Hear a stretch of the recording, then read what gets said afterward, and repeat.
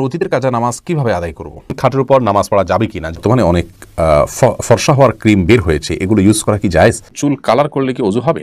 নাভির নিচে প্যান্ট পরা থাকলে কি নামাজ হবে? প্রস্রাবের জন্য ঢিলা কুলুক বা টিস্যু নিয়ে 40 কদম হাঁটার বিধান কি সহিহ? পকেটে সিগারেট রেখে নামাজ আদায় করা যাবে কিনা? ওমরা অথবা হজের সফরে স্বামী স্ত্রী সহবাস করতে পারবে কিনা? খাওয়ার সময় মোবাইল টেপাটেপি করা যাবে কিনা? ফেসবুকিং করা বা কিংবা ইউটিউবে ভিডিও দেখা? সন্তানের আকিকা জন্মের 7ম দিন করাতে না পারলে কখন করানো যাবে? চলুন আর বিলম্ব না করে আপনাদের প্রশ্নগুলোর উত্তর দেওয়ার পালায় আমরা প্রবেশ করি। পরে নাহিদ সরকার জানতেছেন বিদেশ থেকে ফোনে বিয়ে করলে বিয়ে কবুল হবে কি না? বিদেশ থেকে যদি কেউ ফোনে বিয়ে করেন তাহলে সেক্ষেত্রে সে বিয়ে কবুল না হওয়ার কারণ নেই, তবে শর্ত আছে। সে বিয়ের পদ্ধতি হইতে হবে এরকম যে আজকাল ভিডিও কলের মাধ্যমে আমরা নিশ্চিত হতে পারি যে কে পাত্র কে পাত্রী, আপনার দেশে কারোর মাধ্যমে নিশ্চিত হতে হবে। আবার আপনার ব্যাপারেও আপনার বিপক্ষ যারা আছেন তারা, ভিন্ন পক্ষ যারা আছেন তারা নিশ্চিত হবেন বিভিন্ন মাধ্যমে। এরপরে ভিডিও কলের মাধ্যমেই ইজাব কবুল হতে পারে। তবে নিরাপদ পদ্ধতি, তার চাইতে বেশি নিরাপদ পদ্ধতি হলো যে আপনি বিদেশ থেকে দেশে আপনার কোনো একজন অভিভাবককে বা বন্ধুবান্ধবকে, পরিচিত কোনো একজনকে আপনি দায়িত্ব দিবেন যে তুমি অমুকের মেয়ে অমুককে এত টাকা মহারণায় আমার পক্ষ থেকে বিয়ের প্রস্তাব দিবা, বা তারা প্রস্তাব দিলে তুমি কবুল করবা। এটা একজনকে প্রতিনিধি হিসেবে নিয়োগ দিবেন। আপনি ভিডিও করে সেটি দেখতে পারেন, তখন তিনি আপনার পক্ষ থেকে প্রস্তাব দিলেন বা প্রস্তাবের পক্ষে আপনার পক্ষ থেকে কবুল করলেন। এটি করলে বিয়ে হয়ে যাবে এবং এটি হলো সবচেয়ে নিরাপদ এবং সলিড পদ্ধতি। এটার ব্যাপারে কোনো সন্দেহ কারণ নেই। এমনি তানভীর হাসান লিখেছেন 4 রাকাত নামাজে 3 রাকাত পড়ে সালাম ফিরিয়ে ফেলার সাথে সাথে বসা অবস্থায় বুঝতে পারলে কি করব? নামাজ হলো 4 রাকাত, আপনি 4 রাকাত বিশিষ্ট নামাজ, কিন্তু তৃতীয় রাকাতে আপনি বসে সালাম ফিরিয়ে ফেলেছেন এবং বসা অবস্থায় আপনার মনে হয়েছে সালাম দিকে ফেরানো শেষ, কথাবার্তা বলেননি, উঠে হাঁটাহাঁটি করেননি, এমন অবস্থা আপনি মনে হয়েছে কেবলামুখী আছেন, ওই অবস্থায় দাঁড়িয়ে আরও 1 রাকাত পড়বেন, পড়ে শেষে সেজদায় সাউ দিয়ে নেবেন, ইনশাআল্লাহ নামাজ হয়ে যাবে। ওয়াদুদ এআইডি থেকে আপনি লিখেছেন নামাজে মনোযোগ ধরে রাখতে কি আমল করতে পারি? নামাজে মনোযোগ ধরে রাখার জন্য প্রথমত আপনি নামাজে যা পড়ছেন সেগুলো বুঝে বুঝে পড়ার চেষ্টা করবেন, অর্থ সহকারে বুঝে বুঝে পড়ার চেষ্টা করবেন। দ্বিতীয়ত নামাজে মনোযোগ সৃষ্টি করবার জন্য নামাজের আগে থেকে অন্য সমস্ত কাজ থেকে ফারেগ হয়ে নামাজের দিকে মনোনিবেশ করবেন। তৃতীয়ত হালাল উপার্জন, হালাল ভক্ষণ, চোখের হেফাজত, চোখের গুনাহ থেকে বেঁচে থাকা, এই বিষয়গুলো মানুষকে নামাজে মনোযোগী হতে অনেক বেশি সহযোগিতা করে। এমডি আয়াতুল ইসলাম আপনি লিখেছেন ঘরের মধ্যে গরু মার্কা ঢেউটিন লাগানো। এখন প্রশ্ন হলো এই ঘরে নামাজ হবে কিনা? গরুর যে ছবি আছে ঢেউটিনের উপরে, সেটা প্রথমত অনেক ছোট আকারে থাকে সাধারণত সচরাচর। তো যদি অনেক ছোট হয় এবং অস্পষ্ট হয় তাহলে কোনো অসুবিধা নেই। আর যদি একবার পরিষ্কার করে বোঝা যায় তাহলে সেক্ষেত্রে সেখানে নামাজ হয়ে যাবে, কিন্তু মাকরুহ হবে, অনুচিত হবে এরকম জায়গায় নামাজ পড়া। এবং সেই ছবির জায়গাটা কিছু দিয়ে যদি মুছে দেওয়া যায় তাহলে সেক্ষেত্রে আর মাকরুহ হবে না।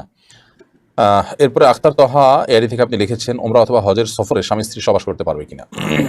সফরে সহবাস করতে কোনো অসুবিধা নেই, কিন্তু ওমরায় এহরামরত অবস্থায় যতক্ষণ পর্যন্ত ওমরা শেষ না হয়েছে ততক্ষণ পর্যন্ত তারা স্বামী স্ত্রী সহবাস করতে পারবেন না। ঠিক একইভাবে হজে তাদের হজের যে তওয়াফ সেটা শেষ হওয়ার আগ পর্যন্ত স্বামী স্ত্রী সহবাস করতে পারবেন না। অর্থাৎ তারা পাথর মারবেন, কোরবানি করবেন, তারপর চুল চাষবেন, এহরাম পরে স্বাভাবিক হবেন, অফ করবেন। নাজবুল হাসান আপনি রেখেছেন বেয়াদবি নেবেন না, পকেটে সিগারেট রেখে নামাজ আদায় করা যাবে কিনা? নামাজ তো হয়ে যাবে, কিন্তু একটা হারাম জিনিস থেকে বেরিয়ে আসার সংকল্প করা উচিত। তাছাড়া সিগারেটের সাধারণত সিগারেট যদি থাকে তাহলে সেটির আশেপাশে পকেট, জামা কাপড় দুর্গন্ধ হয়ে যায়। দুর্গন্ধ আশেপাশে মানুষের কাছে না ছড়ালেও পকেটে তো দুর্গন্ধ থাকেই, তো সেই জন্য এটা অ্যাভয়েড করা উচিত। আর যদি এই অবস্থা আপনি নামাজ পড়েন, নামাজ আদায় হয়ে যাবে, নামাজ হয়নি এমনটি বলা যাবে না। তবে নামাজের সময় নিজেকে সব ধরনের দুর্গন্ধ থেকে পরিচ্ছন্ন করবার নির্দেশনা রয়েছে হাদিসে। এমডি খাদিমুল ইসলাম লিখেছেন সন্তানের আকিকা জন্মের 7ম দিন করাতে না পারলে কখন করানো যাবে? সন্তানের আকিকা যদি জন্মের 7ম দিন করতে না পারেন তাহলে 14তম কিংবা 21তম দিনে করতে পারেন, সেটিও কিন্তু সুন্নাহ, সেটিও হাদিস দ্বারা সাব্যস্ত আছে। যদি কোনো কারণে সেটাও করতে না পারেন তাহলে তারপরে করলেও আদায় হয়ে যাবে, কিন্তু সুন্নাহ ডেটগুলোতে করলে আপনি বেশিরভাগ বেনিফিটেড হবেন এবং সওয়াব এর ভাগিদার হবেন। শাহী আপনি আইডি থেকে জানতে চেয়েছেন প্রস্রাবের জন্য ঢিলা কুলুক বা টিস্যু নিয়ে 40 কদম হাঁটার বিধান কি সহিহ? না, 40 কদম পেশাবের পরে ঢিলা কুলুক ধরে আপনার হাঁটতে হবে, এরকম কোনো কথা কোরআন হাদিসের কোথাও বলা হয়নি। এবং এই বিষয়টি মানুষের সামনে যখন হাঁটাহাঁটি করা হয় জিনিসটা দৃষ্টিকটুও। অতএব কারোর যদি পেশাবের ধারা বন্ধ হতে একটু সময় লাগে তাহলে তিনি টয়লেটে, ওয়াশরুমে অপেক্ষা করবেন এবং সেখানে তার যদি উঠবস করা লাগে করবেন, কিন্তু মানুষের সামনে আপনার আপনার লজ্জাস্থানে হাত দিয়ে হাঁটাহাঁটি করা দৃষ্টিকটু, এতে কোনো সন্দেহ নেই এবং এরকম কথা কোরআন হাদিসে কোথাও বলা হয়নি। এমনি তুহিন আলী জানতেছেন নাভির নিচে প্যান্ট পরা থাকলে কি নামাজ হবে? নাভির নিচে প্যান্ট পরা আছে, কিন্তু নাবিটা দেখা যাচ্ছে না, উপরে আপনার কোনো কাপড় চোপড় আছে, তাহলে নামাজ হয়ে যাবে, কোনো অসুবিধা নেই। রিয়ান খান আসিফ আপনি লিখেছেন, খাওয়ার সময় মোবাইল টেপাটেপি করা যাবে কিনা, ফেসবুকিং করা বা কিংবা ইউটিউবে ভিডিও দেখা। এমনিতেই তো এই কাজগুলো একান্ত প্রয়োজন না হলে মাত্রাতিরিক্ত করা অনুচিত। সেখানে খাবারের সময় যদি আপনি করেন, সেক্ষেত্রে ডাক্তাররা বলেন, এই সংশ্লিষ্ট বিষয় বিশেষজ্ঞ এবং গবেষকরা বলেন যে সেটি আমাদের স্বাস্থ্যের জন্য ভালো নয়। আবার নবী করিম সাল্লাল্লাহু আলাইহি সাল্লামের যে সুন্নাত ছিল খাবার দাবার ইত্যাদিতে মনোযোগী থাকা, সেটারও খেলাফ। খাবার দাবার সময় প্রয়োজনে মোবাইল একটু ধরলেন বা ইমার্জেন্সি কোনো কাজ থাকলে সেটা সংক্ষেপে সেরে ফেললেন বা কোনো কথা বললেন, সেটা নিষিদ্ধ না। কিন্তু মানে অহেতুক টিপাটিপি করা বা দীর্ঘ সময় ধরে সেটাতে মগ্ন থাকা সন্দেহাতীতভাবে ভালো কাজ না। আজকাল এই মোবাইল টেপাটিপি করা, ঘাটাঘাটি করা, ফেসবুকিং, স্ক্রলিং, এগুলো আমাদের খেতে বসে, ঘুমোতে গিয়ে, ওয়াশরুমে, সব জায়গাতে এগুলো আমাদের ব্যাপক হারে হচ্ছে, যেটা আমাদের রীতিমতো ব্যাধিতে পরিণত হয়েছে। সাবিহা সুলতানা সিথি আপনি লিখেছেন, চুল কালার করলে কি অজু হবে? চুল যদি আপনি কালার করেন তাহলে সেক্ষেত্রে অজু হয়ে যাবে।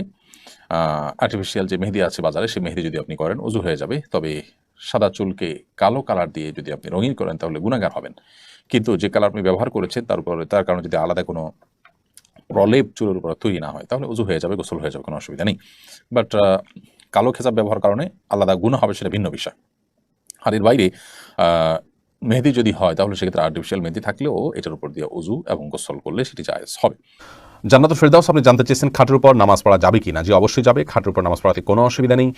অনেকে মনে করেন যে খাটের উপরে বা বিছানা চাদর উপর নামাজ পড়ার জন্য, বিছানা চাদর ধোয়া থাকে, পরিষ্কার থাকে, নাপাক দেখা না যায়, কোনো নাপাকের আলামত না থাকে, তাহলে সেখানে সালাত আদায় করতে কোনো অসুবিধা নেই। জানতে চান অতীতের কাজে নামাজ কিভাবে আদায় করব?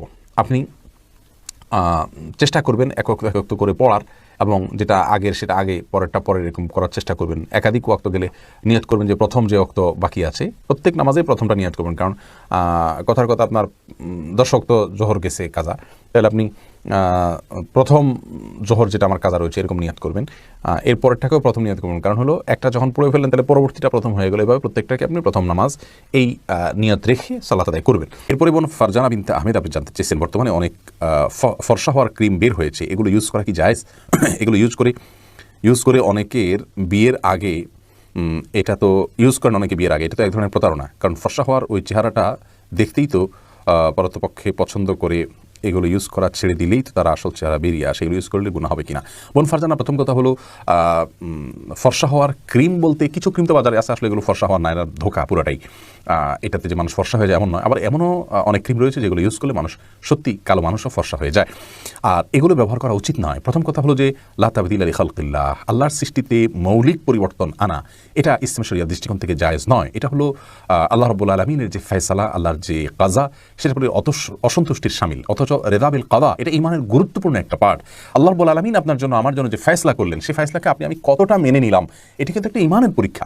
অতএব আমি যদি আল্লাহর ফয়সালাতে অসন্তুষ্টি প্রকাশ করি, তাহলে সেটা কিন্তু আমাদের ঈমান বিরোধী একটি কাজ। ঈমানের যে 6টি রোকন রয়েছে তার মধ্যে থেকে একটি গুরুত্বপূর্ণ রোকন হলো এটি। অতএব এই বিষয়ে আমাদের খেয়াল রাখা উচিত। দ্বিতীয় কথা হলো যে বিয়ের আগে যদি কেউ এই জাতীয় ক্রিম ব্যবহার করে নিজের শরীরের রং পরিবর্তন করেন, ফর্সা হয়ে যান, এবং তা দেখে ছেলেপক্ষ তাকে পছন্দ করেন, অথচ শরীরের অন্যান্য অংশ তার কালো, এবং চেহারাতেও এই ক্রিম ব্যবহার না করলে যদি আবার কালো হয়ে যান, তাহলে সেক্ষেত্রে এটি সুস্পষ্ট প্রতারণা।